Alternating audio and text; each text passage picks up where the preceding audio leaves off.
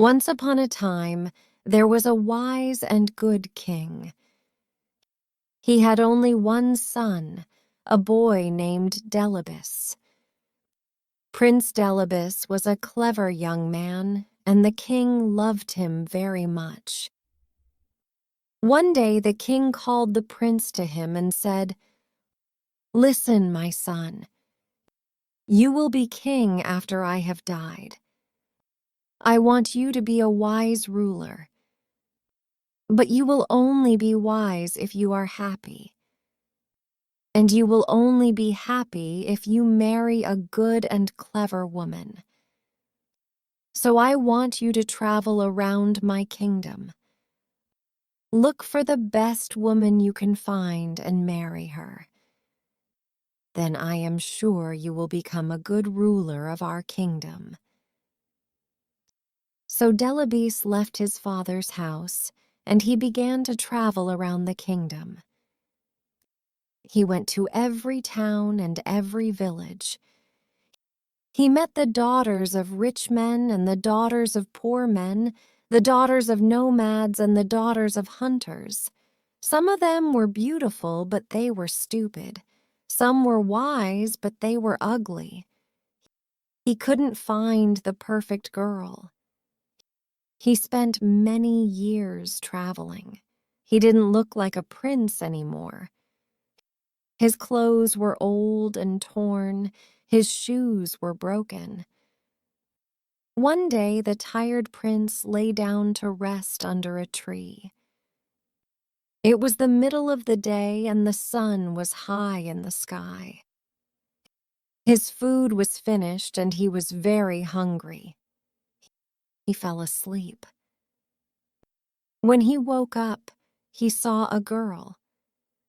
She was looking after her father's sheep.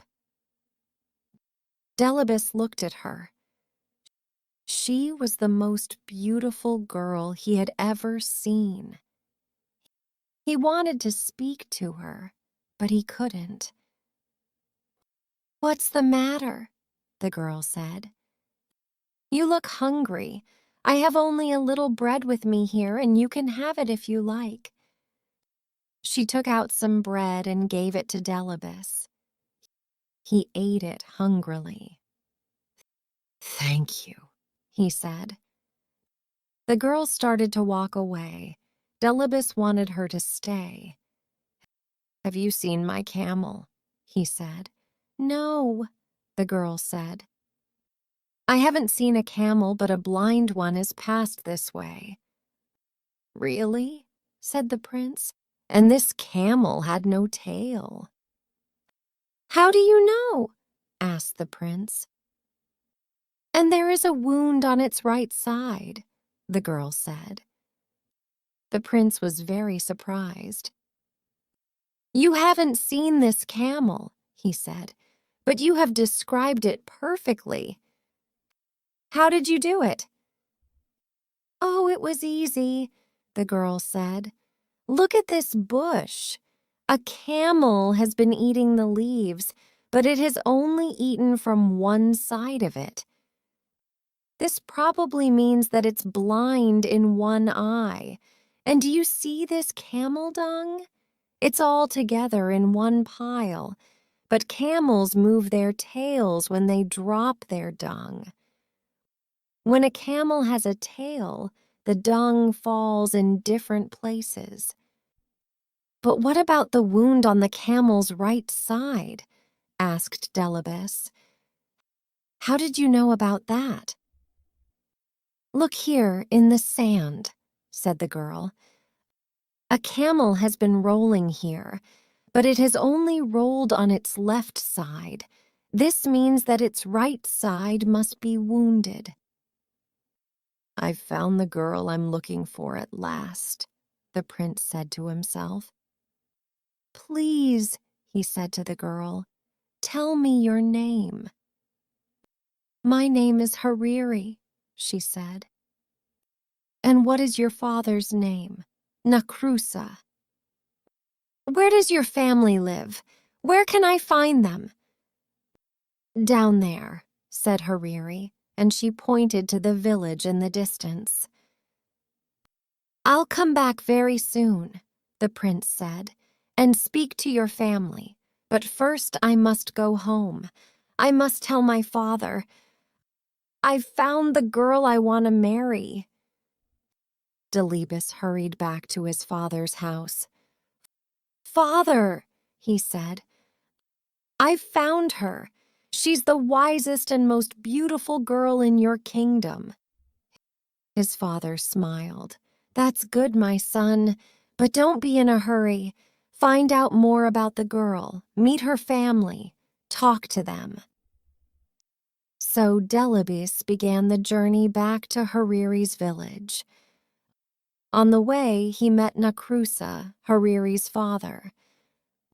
"Let's walk together," he said to the old man. "Very well," Nakrusa said. It was a long way to the village. The path was rough and stony, and the sun was hot. Nakrusa and Delibes walked together, but they didn't speak. At last, Delibes said, "The journey is too long, and we are both tired. Let's make it easier. Why don't you carry me?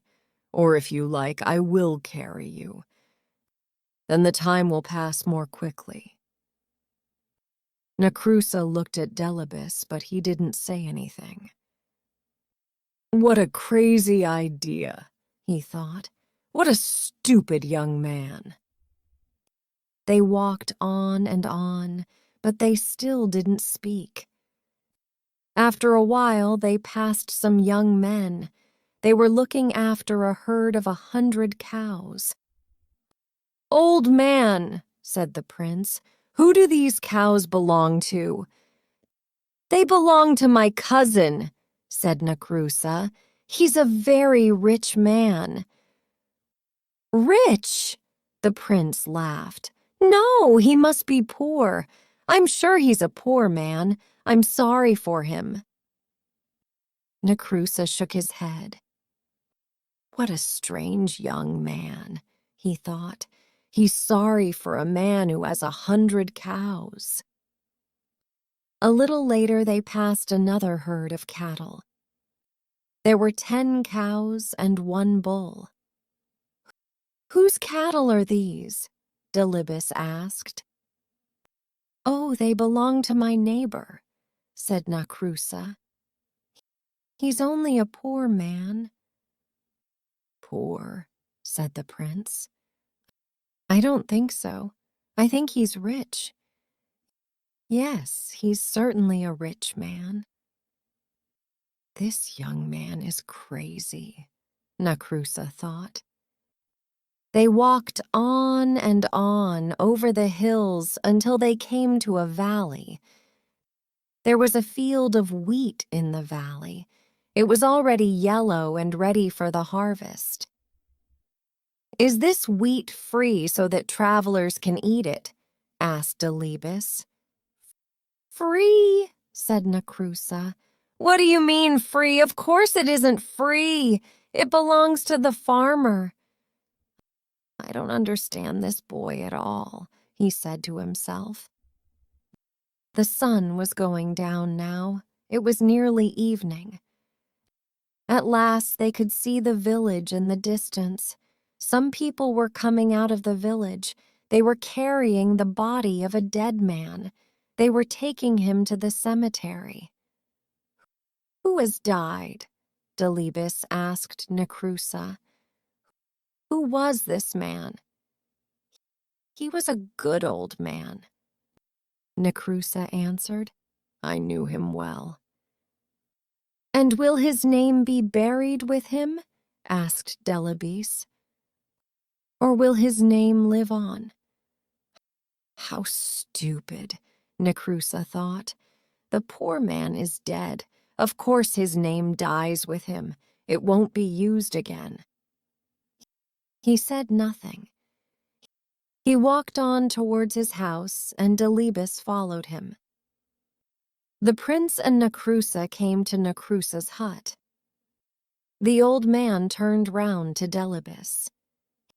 He wanted to say goodbye, but the prince had already followed him into his compound. Necrusa was tired of Delibes. He wanted him to go away. But now the young man was his guest. He had to welcome him. So he went into his hut and brought out a mat. He put it on the ground and Delibes sat down on it. Hariri was inside the hut. She was cooking the evening meal.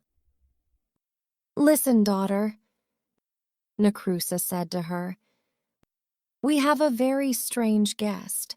A crazy young man has followed me all day. He's come to the village with me, and now he's here in my compound. Take him some water so that he can wash his feet." So Hariri took some water and went out to wash Delibes's feet. He was very happy when he saw her. She smiled at him, and his heart jumped. She was even more beautiful than before. "Why don't you put your feet on the mat?" she asked him. "Look, they're on the dirty ground." "But my feet are still dirty," Delibes answered. "You haven't washed them yet. If I put them on the mat now, the mat will get dirty too." So Hariri washed his feet.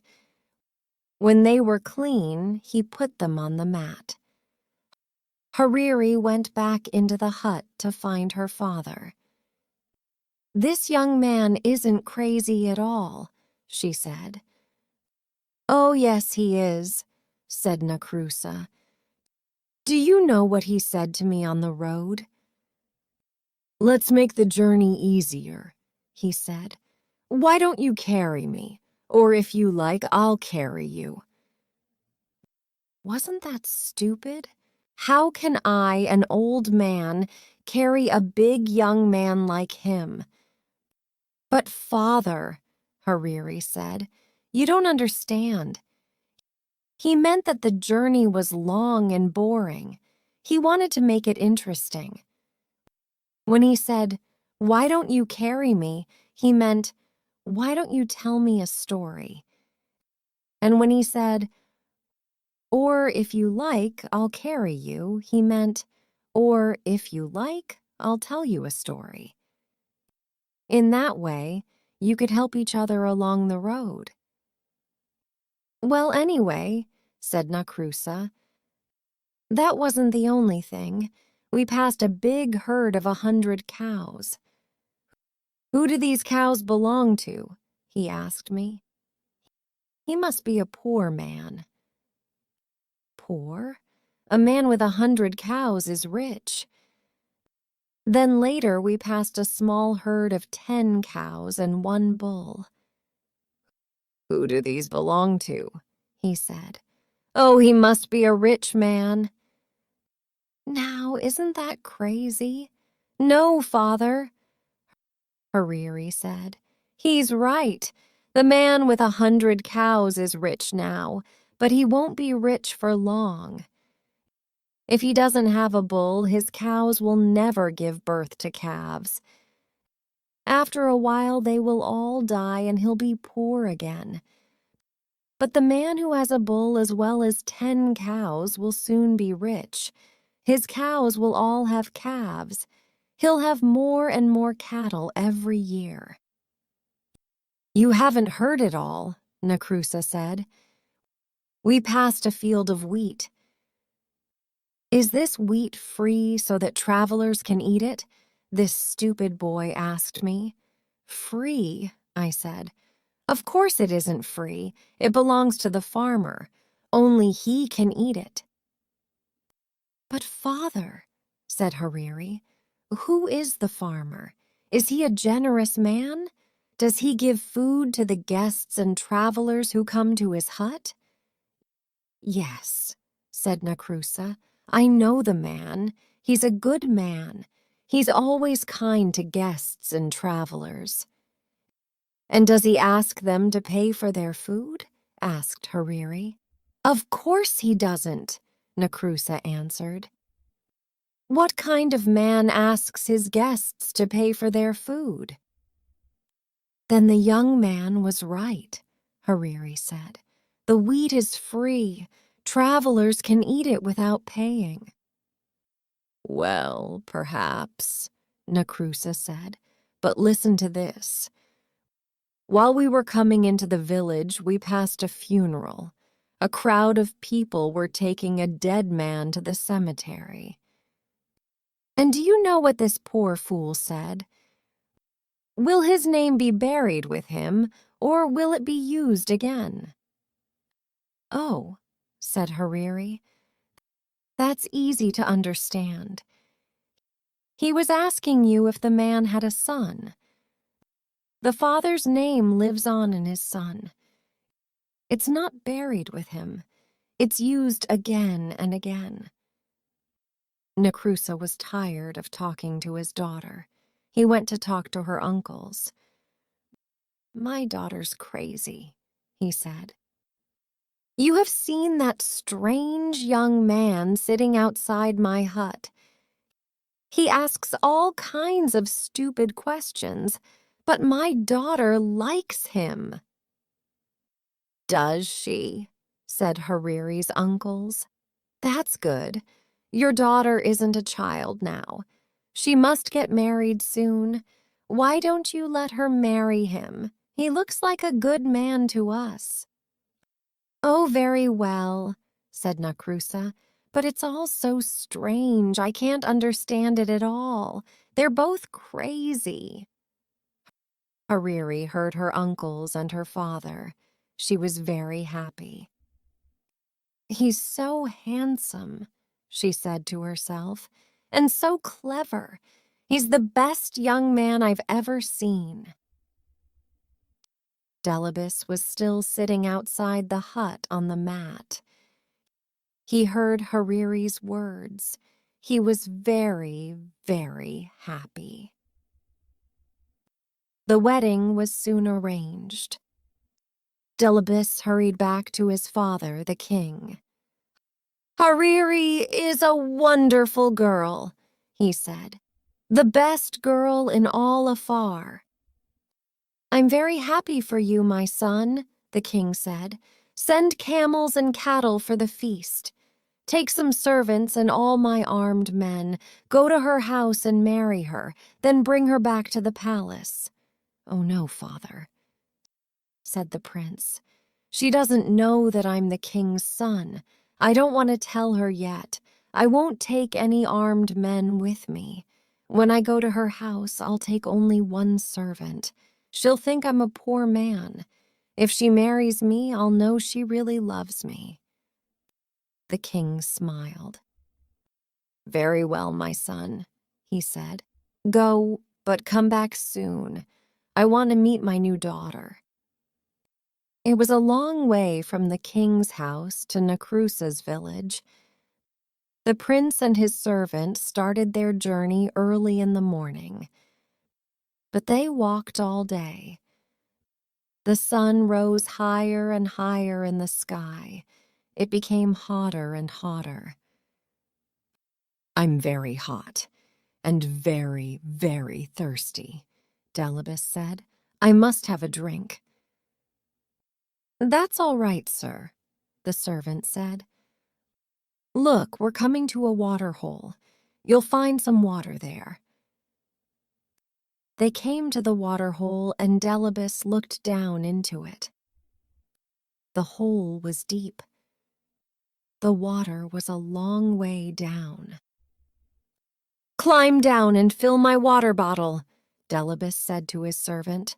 Oh, no, sir, I can't do that, the servant said. I don't want to fall and break my neck. So Delibes climbed into the water hole himself. He drank the cool, clean water and filled his bottle. Then he looked up at his servant. Pull me up, he shouted. But the servant laughed at him. Pull you up, he said. Why? You fool, I'm going to be the master now. He picked up a big stone and lifted it above his head. He's going to throw it down and kill me, thought Delibes. Wait a minute, he shouted. Don't kill me. You'll never escape. Someone will soon find my body. They'll tell my father, and he'll send his men to kill you. I've got a better idea. The servant put the stone down. What do you mean, a better idea? He said. We'll change our clothes, said Delibes. You take my clothes and I'll take yours. You can be the master and I'll be the servant.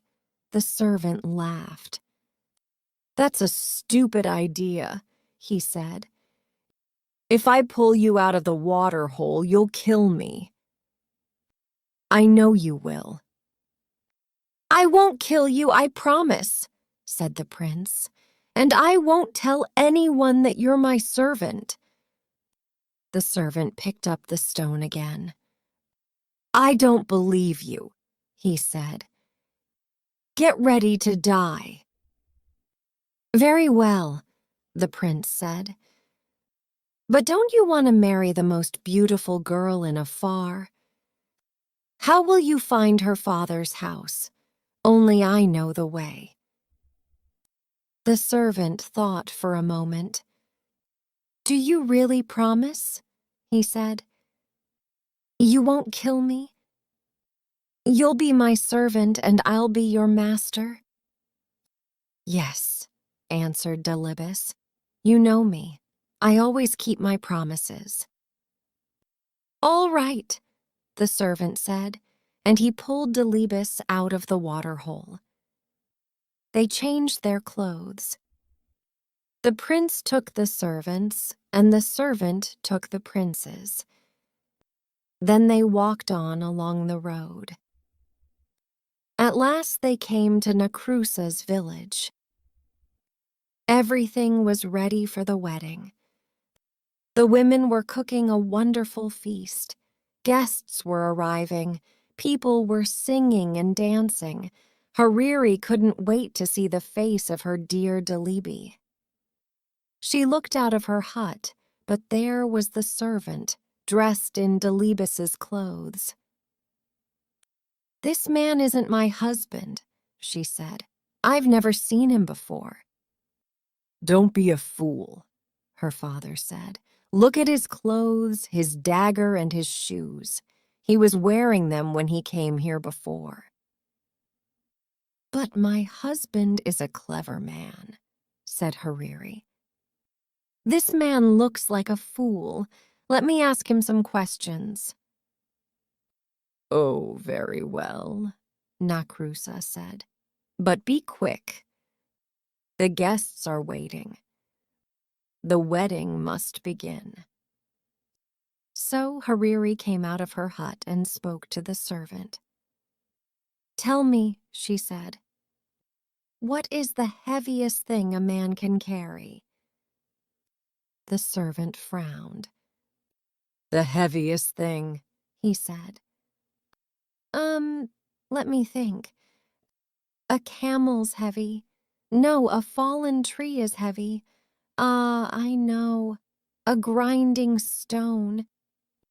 Yes, a grinding stone is the heaviest thing. Hariri looked behind the servant. Who is that man standing under the tree? She wondered. Here's my next question, she said. What is the sweetest food in the world? The sweetest food, the servant said. The sweetest food. Yes, I know the answer. The sweetest food is honey. Hariri was watching the man under the tree. He was coming towards her now. I have one more question, she said to the servant. What is the most beautiful smell in the world? The servant shook his head. What a stupid question.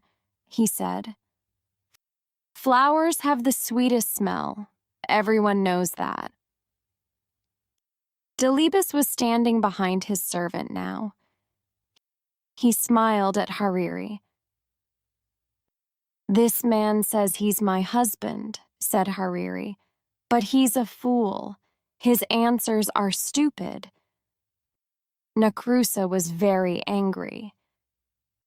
Daughter, he said, what are you saying? Look, the wedding guests are here. The feast is ready. Take this man. He is your husband. Please, father, Hariri said. I can't marry a fool. Let me talk to his servant.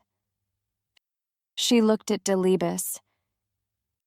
Did you hear my questions? She asked him. Yes, said Delibes. And here are my answers. Your first question was, what is the heaviest thing a man can carry? My answer is a promise. A promise is a very, very heavy thing. For me, just now, it's the heaviest thing in the world. Next, you asked, what is the sweetest food? I know the answer to that question. I was alone once in the desert. I had no food. I nearly died of hunger. Then I met a girl. She gave me a piece of dry bread. It was the sweetest food in the world because I was so hungry. Your third question was this. What is the most beautiful smell?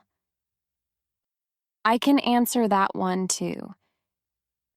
It is the smell of the skin on the neck of your baby son. I don't have a son yet. But one day, God willing, he will give me a wife.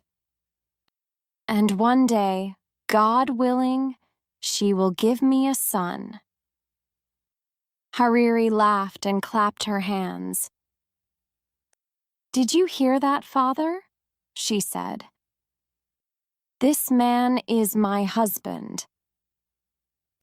But he's only a servant, Nakrusa said. I'm tired of all this nonsense, Hariri.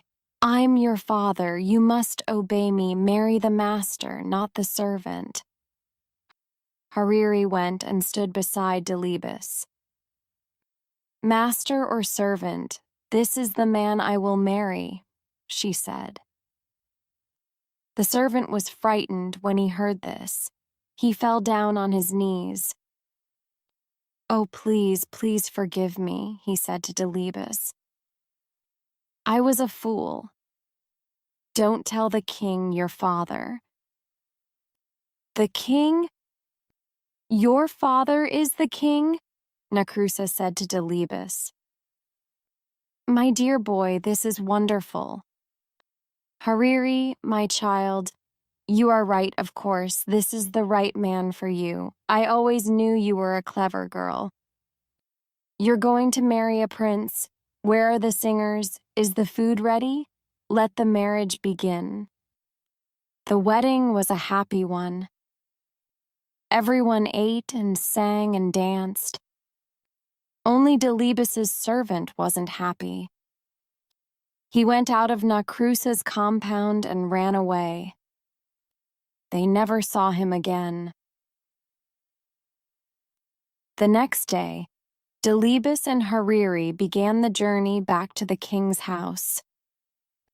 Everyone there was very happy to see them. The king liked his daughter-in-law at once.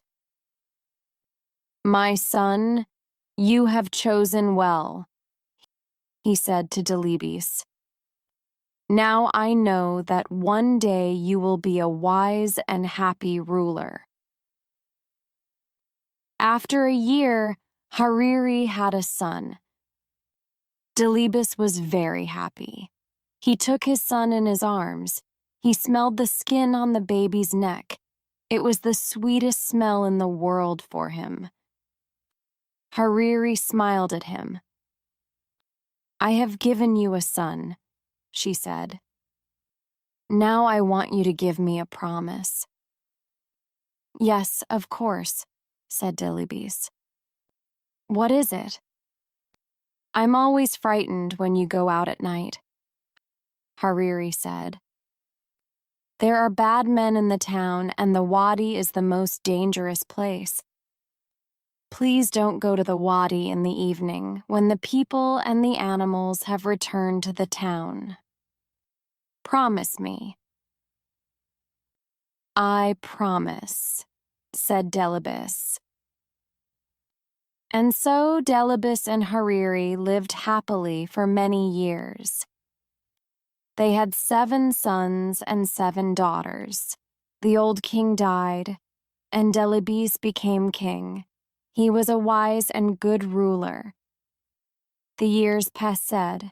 One day, when Delibes and Hariri were old, a servant came to Delibes. "The camels have returned from the wadi," he said, "but one of them is lost." Delibes forgot his promise to Hariri. "I'll go myself and look for it," he said. It was dark outside. There was only a half moon in the sky. Everything was quiet. There was nobody at the wadi now. Everyone was at home in their own houses. Suddenly, 4 men jumped out from behind a tree. "Give us your money," shouted one. "Give us your clothes," shouted another. The third man came close to Delibes and looked at his face. "Let him go," he said to the others. "It is the king." "What?" the fourth man said. "Yes, quick, let him go." But the first 2 robbers laughed. "Let him go," they said. "Are you crazy? He'll send his soldiers after us. They'll catch us and kill us.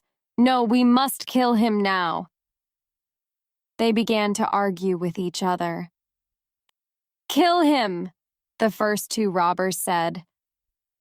"Let him go," said the others. The first 2 robbers were the strongest. "We must kill you," they said to the king. "We want to save our own lives." "Give me one last wish before I die," the king said. "Very well," said the robbers. "What is it?" "Go to my house," Delibes asked them. "Tell my wife that you saw me near the wadi. Say to her, there's a black cow in my herd of cattle. Its horns are too long, it will put out the eyes of the other cows. Take it out of the herd." "Is that all?" asked the third robber. "No," answered the king. "Tell her this. There's a black mat on the roof of my house. Take it away. Put a white mat there in its place." "Is there anything else?" said the fourth robber. "Yes," Delibes answered. "I have 4 camels. Tell my wife to keep 2 of them, but tell her to let 2 of them go." "Have you finished now?" the first robber said. "Yes," said Delibes. "Then you must die," the first robber said. And so the robbers killed Delibes. They took his body and threw it under a tree. "Come on," the first 2 robbers said. "We must run away." "No," said the third and fourth robbers. "We must take the king's message to his wife. We promised." "Are you crazy?" the first robber said. She'll know that we killed him. Her sons will kill us. But she doesn't know that he's dead, the third robber said. Nobody knows that he's dead. So the 4 robbers went to Delibis's house. They asked to see the queen. She was talking with her 7 sons. They were all carrying spears. The first robber walked boldly up to the queen. "I have a message for you," he said, "from your husband, the king." "Where did you meet him?" Hariri asked. "At the wadi," the robber answered. The queen put her hand over her mouth. Her eyes opened wide and she looked at the robbers. Her sons moved towards her. "Is my husband well?" she asked. "He's fine," laughed the robber. "We left him under a tree. He'll be home soon." "And what was his message?" Hariri asked. The first robber told her the words of the king. When he finished, Hariri said to her sons, "Catch these men." "Why?" her eldest son asked. "They have only brought some messages from our father." The robbers were already running out of the compound. "Quick, quick, don't let them escape!" shouted Hariri. Her 7 sons ran after the robbers and caught them. They brought them back to the queen. She was crying. "What's the matter, mother?" her eldest son asked. "Didn't you understand your father's message?" said Hariri. "Listen. This is what it means. Take the black cow out of the herd of cattle," he said. "It will put out the eyes of the other cows." This means that your father doesn't want the crows to eat his eyes. He wants us to bury his body. "You mean our father's dead?" her sons asked. "Yes," said Hariri. "This is his second message. Take away the black mat on the roof, put a white one there. He is dead and he wants me to put white clothes on for him." "It was these men who killed my father!" shouted one of the sons, and all of them lifted their spears. "Wait," said Hariri. "There was one more message. Keep 2 of my camels," your father said. "But let 2 of them go." This means that 2 of these men killed him, but 2 tried to save his life. The robbers fell down onto the ground. "You know everything," the first robber said. "You're right. It was my friend and I who killed the king. These 2 men tried to save him." "Kill the murderers!" shouted the brothers, and they killed the first 2 robbers with their spears and daggers. Then the 3rd and 4th robbers took Hariri and her sons to the wadi. They found the body of Delibis and brought him home. Hariri put on white clothes and her sons buried their father. He was a great king, all the people said. Why? Because he was married to a good and clever woman.